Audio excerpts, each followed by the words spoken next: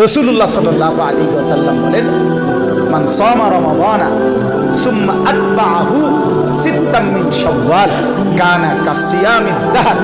যে ব্যক্তি রমজান রোজা আদায় করলো, অতঃপর তার সাথে শাওয়াল মাসে আরো 6টি রোজা মিলাইলো, সে যেন পুরা 1 বছরের সওয়াব পেয়ে গেল।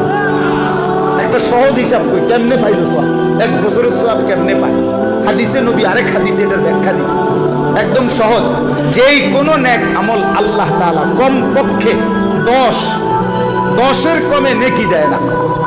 এই যে ডান কাদের ফেরেশতা যিনি লেখে, এবড়ার কাছে যে খাতা, এই খাতাতে 1 2 3 4 5 6 7 8 9 এই পর্যন্ত কোনো সংখ্যা নাই। না এনে নাই, এইটা কথা বুঝেন না?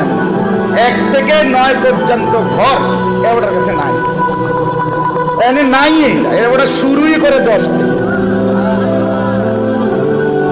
ডান কাদের ওয়ালা শুরু করে কততে, এটা পায়ের পরে বাড়ে। আল্লাহ পাক দিলের হালাত দেখে বাড়ায়। কাউরে 70 700 7000 70000 7 লাখ 70 লাখ 7 কোটি 70 কোটি 70,000 কোটি। কারো বেলায় আল্লাহ ফেরেশতারে বলে, তুমি লেখো না, ফাটতা না, আমি লেখো।